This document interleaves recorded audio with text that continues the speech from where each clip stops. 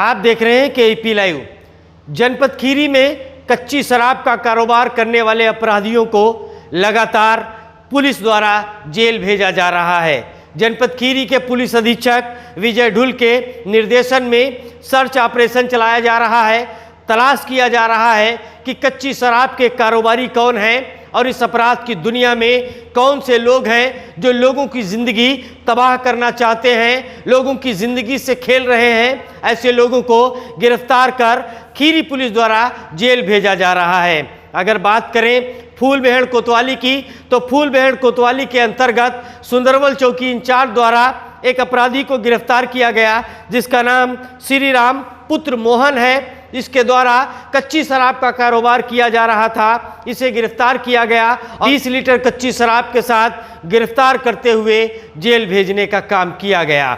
21 जून 2021 को एक महिला बहराइच से रास्ता भटककर मजगई पहुंच गई।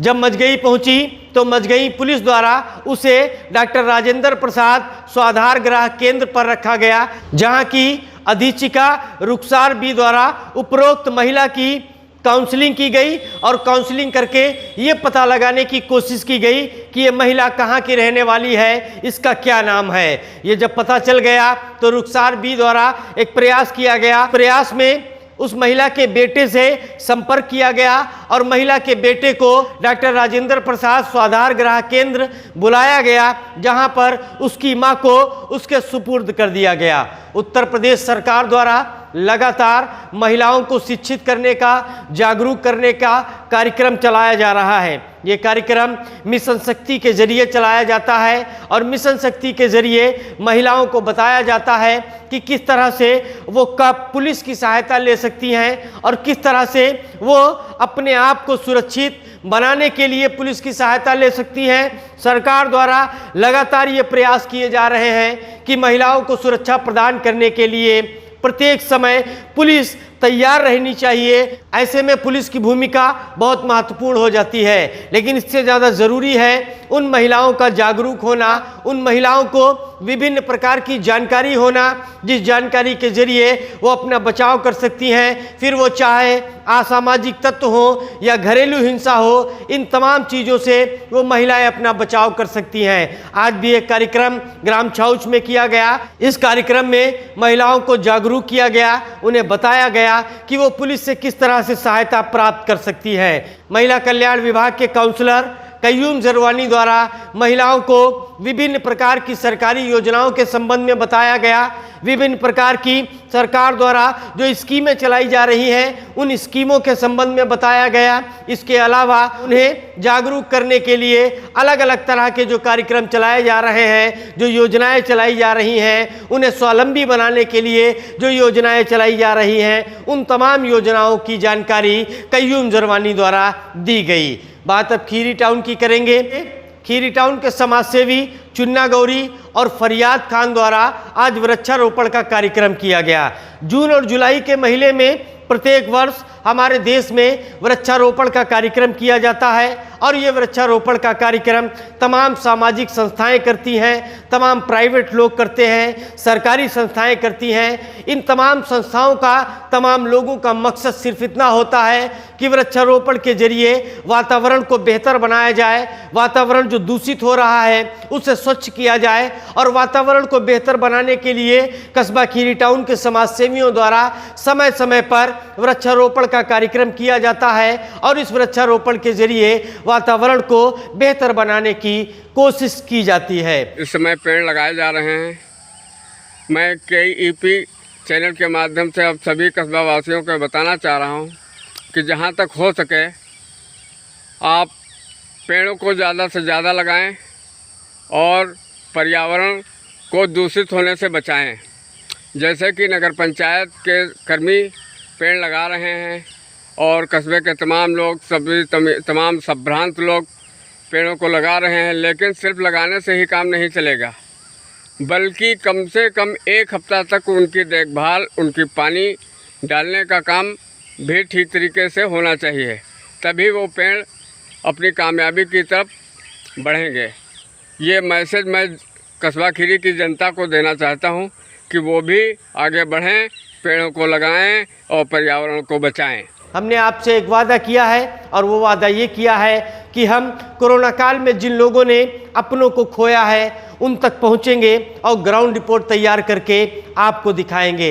आज हम जो ग्राउंड रिपोर्ट दिखाने जा रहे हैं ये ग्राउंड रिपोर्ट वार्ड नंबर 15 मोहल्ला सैयदवाड़े की है, जिसे हमने खुद तैयार किया है। आइए उसे देखते हैं। कोरोना काल ने पूरे देश को तबाह और बर्बाद कर दिया है। जहां एक तरफ पूरे देश में तबाही आई है, वहीं कस्बा खीरी टाउन की अगर बात करें तो कस्बा खीरी टाउन में भी लगभग 150 से 200 लोगों की मौत हुई। कई ऐसे परिवार हैं जिनके सामने अब रोजी रोटी का संकट है।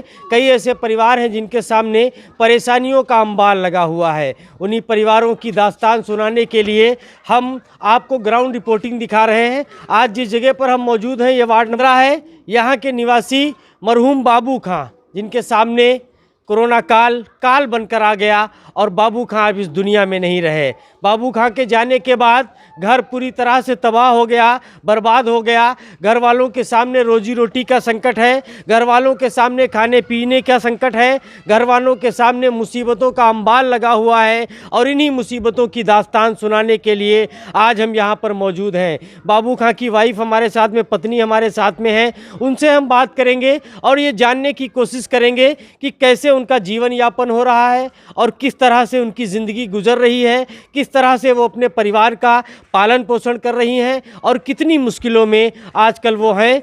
हम उनसे बात करेंगे, जानने की कोशिश करेंगे कि किस तरह से सब कुछ उनके घर में चल रहा है। कौन ख़त्म हुआ है आपके यहाँ? आदमी। क्या नाम था उनका? बाबू। कब ख़त्म हुए?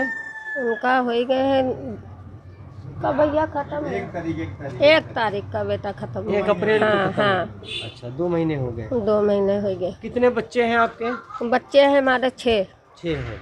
और सबकी हम शादी कर दिया। 2 लड़के हैं, 4 लड़की हैं। 1 लड़की हमारी कुंवारी है। अच्छा।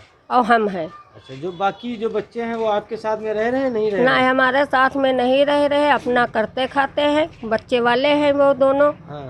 तो अपना खाते पीते हैं। अपना खाते पीते। हाँ। कोई छोटे बच्चे भी हैं? 1 लड़की है छोटी, चांदनी। अच्छा, उसकी शादी भी नहीं हुई? नहीं, उसकी शादी अभी नहीं हुई है। तो अब परिवार का खर्च आपके कैसे अब ऐसा चलता है जैसे आज दे दिया वो दे दीन, ऐसे हमारा खर्चा चलता है। अच्छा। हमारा बच्चे परेशानी हालत में है, वो हमको क्या देंगे? बच्चे खुद परेशान? हाँ, बच्चे खुद परेशान हैं। अच्छा, तो कुछ सभासद या चेयरमैन द्वारा कोई मदद आपकी की गई? नहीं, हमारी कोई नहीं की है।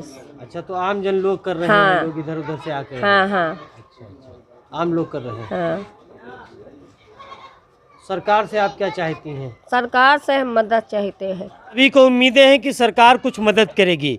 कोरोना काल को लेकर जिस तरह से लोगों के बीच में ये बात पहुंच रही थी कि कोरोना काल में भारत में जितने लोग ख़त्म हुए हैं, कोरोना काल में इस दुनिया से गए हैं, भारत सरकार उन लोगों की मदद करेगी। सुप्रीम कोर्ट में एक मुकदमा किया गया और उस मुकदमे की सुनवाई में सरकार की ओर से पहले ये इंडिकेशन मिल रहा था कि शायद सरकार कुछ मदद करना चाहती है, लेकिन सरकार ने अंतिम वक्त में बाजी को पलट दिया और उसने कहा कि हम किसी प्रकार की कोई मदद नहीं कर सकते हैं, क्योंकि बहुत सी योजनाएं इस तरह की चलाई जा रही हैं जिन योजनाओं के माध्यम से उन लोगों तक या उन परिवारों तक जिन परिवारों में कोरोना काल में कोई इस दुनिया में नहीं रहा है, कोरोना काल में इस दुनिया से चला गया है, उन परिवारों तक योजनाएं पहुंचाई जा रही हैं। उन योजनाओं के माध्यम से उनको लाभ पहुंचाया जा रहा है, इसलिए हम किसी प्रकार की कोई मदद नहीं कर सकते हैं। अब इन सभी लोगों को उम्मीदें हैं कि कोई आएगा मसीहा बनकर और जो उनकी मदद कर सकेगा, जो उनके परिवारों के सामने जो संकट है उस संकट से वो उबर सकेंगे,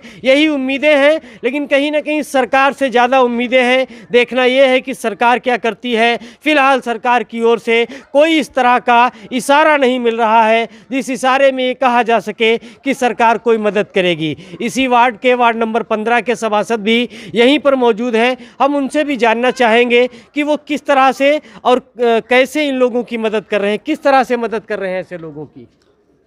ऐसे लोगों की जब सरकार की तरफ से जो पहले वादा किया था कि गरीब आदमियों को 1000 रुपये वाले मिलेंगे सबको मजदूरी, या ठेलिया वाले हैं या परचून वाले हैं या खुंचे वाले हैं, लेकिन केवल परेशान गरीब आदमी को परेशान करने वाली बात है। बेचारों ने पता नहीं किस तरीके से फ़ोटोकॉपी करवाई, आधार कार्ड की, बैंक खाते की बाहर जमा कर आए, लेकिन आज तक वो भी पैसा नहीं आया। अब इधर अपने लोगों से जो भी मदद हो सकती है वो की जा रही है। मोहल्ला सईदवाड़ा वार्ड नंबर 15 में कोरोना काल में कुल कितने लोग खत्म हुए होंगे? ख़त्म तो ज़्यादा से ज़्यादा करीब 10-12 आदमी ख़त्म हुए हैं। 10-12 लोग। हाँ, 10-12 लोग ख़त्म हुए हैं। अब कोरोना से कितने ख़त्म हुए हैं ये नहीं पता है। नहीं, कोरोना से नहीं, उसी दौरान 10-12 आदमी खड़े हुए ख़त्म हुए हैं वार्ड नंबर उन 15 लोगों के परिवार के क्या हालात हैं? परिवार के लगभग ज़्यादातर यही है, क्योंकि जब लॉकडाउन होता है सारे काम धंधे बंद हो जाते हैं, हर आदमी परेशान हो जाता है। मीडियम साइज़ का आदमी जो है वो सबसे ज़्यादा परेशान होता है। क्यों? क्योंकि वो ना रिक्शा चला सकता है, ना वो खुंजा रख सकता है। भूखे मरने वाली बात है। अब ये तो बेचारे नहायत ही गरीब आदमी हैं। अब इनका कैसे बंदोबस्त कर चल रहा है ये अल्लाह ही बेहतर समझ सकता है। जैसा कि आपने देखा कि इस महिला ने हमें बताया कि इसके घर में अब परेशानियों का अंबाल लगा हुआ है। इसके घर में काम करने वाला कोई नहीं बचा है, इसलिए लगातार परेशानियां दिनों दिन बढ़ती चली जा रही हैं। गरीबी भी लगातार हमारे देश में बढ़ती हुई चली जा रही है। एक बात हम आपको बताना चाहते हैं और वो ये बताना चाहते हैं कि अगर कस्बा खीरी टाउन की बात करें तो कस्बा खीरी टाउन में सैकड़ों की तादाद में ऐसे परिवार हैं, या अगर कहा जाए कि हज़ारों की तादाद में ऐसे लोग हैं जो बाहर काम करते हैं। फिर वो चाहे दिल्ली में काम करते हों या किसी दूसरे राज्य में काम करते हों, कश्मीर में काम करते हों, अलग अलग स्थानों पर सभी लोग काम करने जाया करते थे। और जब विशेष रूप से कोई त्यौहार होता था तब वो अपने घर वापस आया करते थे। लेकिन लॉकडाउन की वजह से पूरे देश में मंदी दिखाई दे रही है, व्यापारों में सुस्ती दिखाई दे रही है, जिसकी वजह से कस्बा खीरी टाउन के वो लोग जो बाहर काम करते थे वो बाहर नहीं जा पा रहे हैं। आप बस्ती में निकलिए और देखिए, बस्ती में इस वक्त जनरल मर्चेंट, जिन्हें परचून की दुकान हम देसी भाषा में कहते हैं, उसकी बहुत सी दुकानें बस्ती के अंदर खुल गई हैं, मोहल्लों के अंदर खुल गई हैं, जो इस बात की निशानी है, इस बात की निशानदेही है कि बहुत से ऐसे लोग हैं जिनके पास अब कोई कारोबार नहीं बचा है, इसलिए वो अपने घरों में ये छोटी छोटी दुकानें लेकर बैठ गए हैं। उन्हें लगता है कि इन दुकानों से कम इतना होगा कि हम रोज़मर्रा की जो ज़रूरतें हैं उन्हें पूरा कर सकते हैं। तो कहीं ना कहीं ये दुकानें ये बयान करती हैं कि कस्बा खीरी टाउन में धीरे धीरे बेरोजगारी अपने पैर पसार रही है। ऐसे बेरोजगारी के दौर में 150 से 200 वो परिवार जिन परिवारों ने अपनों को खोया है, उनका क्या हाल होगा, उनके दिलों पर क्या गुजर सकती है, उनके दिलों पर क्या गुजर रही होगी, ये तो सिर्फ वही जान सकते हैं। हम सिर्फ उनके दर्द को कैमरे के माध्यम से आप तक पहुंचाने की कोशिश कर रहे हैं, इस उम्मीद के साथ कि तमाम समाजसेवी जो समाज सेवा का कार्य करते हैं, जो लोगों की मदद करते हैं, वो मदद करने पहुंचेंगे। और तमाम सरकारी महकमे जो ऐसे लोगों की मदद के लिए विभिन्न प्रकार की योजनाएं जहां से संचालित होती हैं, उन तमाम योजनाओं का लाभ भी इन्हें मिल सके। हमारे इस वीडियो को ज़्यादा से ज़्यादा लोगों तक पहुंचाने के लिए शेयर करें, लाइक करें, हमारे चैनल को सब्सक्राइब करें और अपनी कीमती राय कमेंट बॉक्स में देना ना भूलें। बहुत बहुत धन्यवाद।